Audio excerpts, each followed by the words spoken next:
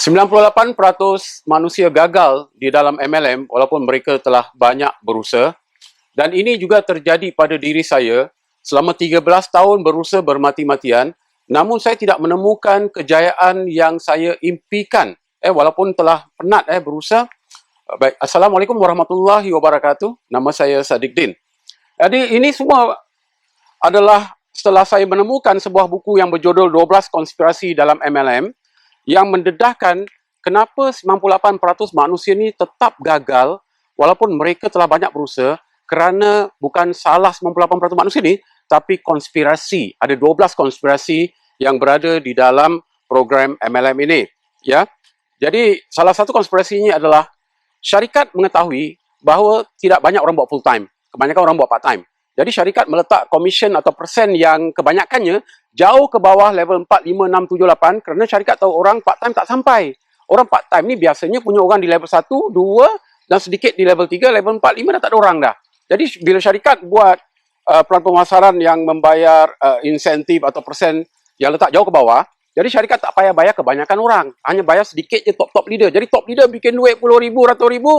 Tapi kita kebanyakannya buat apa? Bonus RM20, RM30. Lama-lama kita fed up sebab kita dijanjikan impian tu, impian ni boleh capai ni. Namun akhirnya semua hampa. Ya, itu salah satu konspirasi. Salah konspirasi yang kedua adalah syarikat yang menggunakan sistem binary, 2 cabang. Kemudian dia bayar kat cabang yang kecil pula. Padahal seluruh volume tu adalah volume anda. Anda telah usahakan, syarikat dah dapat keuntungan besar. Tapi dia tak nak bayar atas keseluruhan volume, dia bayar cabang yang kecil. Jadi usaha banyak tapi duit dapat sikit. Ada pairing pula, kena seimbang pula. Lepas tu ada flushing pula. Kalau sampai satu waktu tu 12 malam dah tutup, kena start yang baru lagi. Jadi ini semua yang bikin banyak orang hampa. Konspirasi yang ketiga adalah syarikat yang gunakan billboard di jalan-jalan raya dekat highway tu, dekat Johor sampai kat utara tu, tengah-tengah jalan tu highway bayar puluh-puluh ribu setiap bulan iklan produk mereka. Jadi syarikat ni bersaing dengan distributor-distributor mereka. Orang penat usaha, lepas tu orang yang tengok iklan ke tu pergi langsung dekat syarikat. Dan syarikat perlu bayar duit yang banyak untuk bayaran iklan ni setiap bulan. Jadi duit tu dapat daripada mana?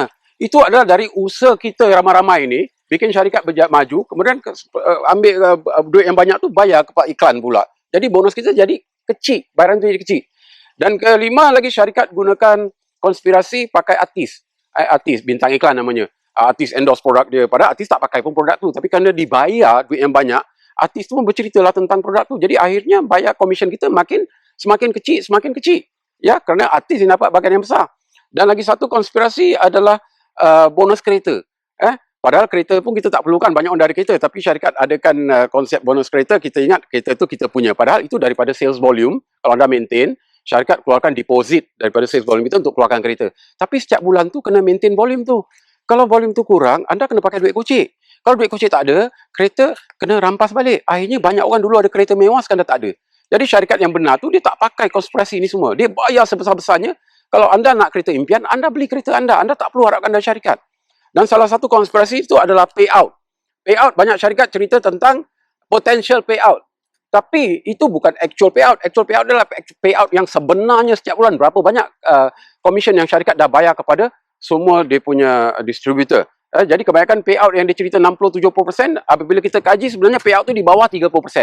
Jadi ini semua berubah apabila buku ini mendedahkan konspirasi-konspirasi ini dan juga menceritakan MLM ini menghasilkan paling ramai jutawan dalam dunia. Tetapi dia tidak terjadi di negara kita ni. Di Malaysia, Singapura, Indonesia tak banyak orang berjaya. Banyak orang negara barat, Jerman, Mexico, Amerika, Rusia berjaya, kita tak berjaya. Sebab program yang mereka buat berbeza dengan program yang kita buat. Kita punya banyak syarikat yang tamak, kaya sendiri. Top leader buat duit, syarikat buat duit. Kita kebanyakannya hampa. Dan dalam buku ni juga mendedahkan dalam 300 program yang baik ni, 6 terpilih sebagai bayang paling besar di dunia. 6 ni semua tak ada kat rantau ni. 6 ni semua kat Amerika. Dalam 6 ni, 1 dipaparkan dalam majalah Business Incorporated 500 sebagai paling pesat berkembang. Dan ini yang saya nantikan, akhirnya mereka datang ke rantau Asia dan saya libatkan diri, dan dalam masa 2 tahun saya capai kejayaan yang jauh lebih besar dari usaha saya yang selama 13 tahun di syarikat yang 2 syarikat yang lama saya usahakan itu. Dan menjadikan saya Platinum International Diamond pertama di Asia dan membuat saya meraih angka 6 setiap bulan.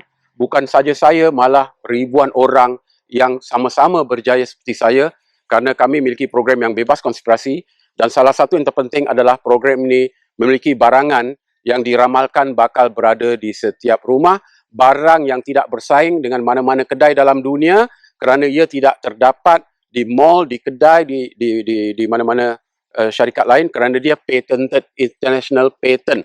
Ini penting, saudara sekalian ya. Kerana kalau anda menjalankan network marketing atau MLM ni, kenapa ditukar nama network marketing? Sebab MLM ni banyak dah rosak. Kerana skim-skim cepat kaya, money game pun menyamar diri sebagai MLM. Jadi akhirnya orang ingat MLM ni skim piramid. Pasal skim piramid tu penipuan, pembohongan, tak ada barang pun. Kalau ada barang pun mengarut. Skim krim lah, sapu lah, pakai gelang magnet. Itu semua adalah manipulasi, pembohongan. Barang yang benar adalah barang mempunyai pengiktirafan sains, barang yang telah dikaji dengan ujian klinikal kalau barang produk kesihatan. Kalau anda berniagakan produk seperti spirulina, ginseng, gamat, propolis, wheatgrass lah, green, ini semua bukan tak bagus, tapi dia bersaing dengan semua syarikat. Orang boleh dapat lebih murah tempat kedai kat luar. Bermakna akhirnya bisnes anda tombang kerana barang anda boleh didapatkan di mana-mana tempat. Jadi kalau kita nak berjaya, kita kena cari barang yang ada patent. International patent tidak dibenarkan jual oleh mana-mana syarikat dalam dunia. Kalau orang nak satu dunia, kena cari anda. Macam mana anda nak gagal? Mestilah anda berjaya cemerlang.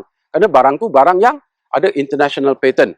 Jadi anda jumpa orang yang beri anda video ini, dapat informasi lebih. Kerana di Malaysia ini, kami sedang kembangkan sayap di seluruh Malaysia.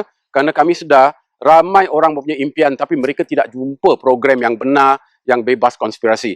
Jadi kalau anda pernah gagal selama ini, saya tidak salahkan anda kerana saya juga gagal di 2 syarikat MLM sebelum ni.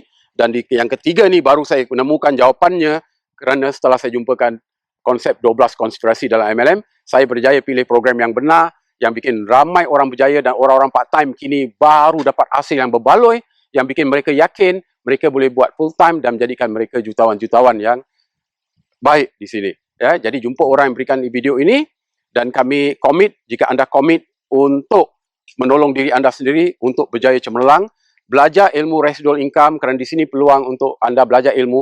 Wang cari anda, bukan anda cari wang, kerana konsep yang saya mau ajarkan anda nanti bukan semestinya anda sentiasa nak kena jual barang. Ya, konsep jual barang boleh bikin duit tapi tak boleh jadi jutawan. Konsep orang jadi jutawan adalah orang menjalankan sistem networknya. Walaupun tanpa jual barang, beli pakai sendiri dan ajar sistemnya, anda akan jadi seorang jutawan. InsyaAllah. Sekian dari saya. Assalamualaikum warahmatullahi wabarakatuh.